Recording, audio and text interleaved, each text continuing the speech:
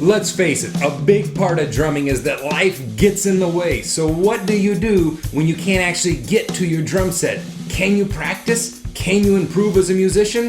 Here's my top 3 tips on what I've learned over the years for how to practice away from the drum set.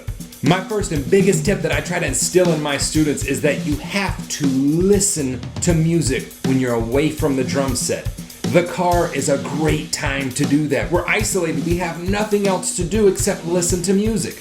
And let me preface this with saying, I'm not talking about listening to your favorite band. That's a given. You're gonna listen to them anytime. What I want you to do is do some educational listening. One of the biggest tools that I took away from music school and college was critical listening. They shove you in classes and they force you to listen to music all day. Music history, music theory, dictation, jazz history. And what's great is you have this pro sitting there that's pointing out, hey, do you hear what the violins are doing there? Do you hear what the guitar is doing there? Do you hear how the whole group shifted? This is critical listening. So what I want you to do is commit to listening to one album of an artist you don't listen to for a solid week. Nothing else. Just that album, just that artist. The key is to make it something that's outside of your comfort zone. Maybe you're like, I just play metal music. Well, that's cool, but you should listen to some classical music. Get in your car, rock some Brahms, some Mendelssohn, some Beethoven. I don't know, maybe you're having a really messed up day and you want to put on some Charles Ives and just blow your brain up. Or maybe you're a classically trained percussionist and you need to listen to some country music. Yes, I just said that. Listen to some old school country.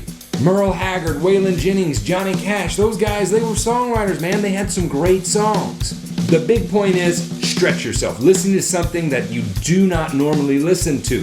When you're listening to it, what I want you to do is I want you to focus each listen through on one instrument. So focus on just what the violins are doing, or maybe focus on just what the bass is doing, or maybe focus on just what the drums are doing. Really isolate those small pieces of the music and try to learn from them. Then isolate and listen to just the drums, but act like you have mute buttons and just listen to the snare drum.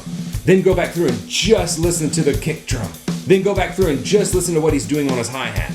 By doing this, you're really going to envelop yourself in that song and really dig deep. It's called critical listening, and it's the biggest way you can grow away from the drum set. The second way I love to practice away from the drum set is polyrhythms. You can literally play them and count them anywhere. Again, go back to while you're driving in your car. You can turn on a click on your phone and lay it on your seat at 100 BPM, and you can count 6 against 4. You can count 5 against 3. You can count whatever you want to count.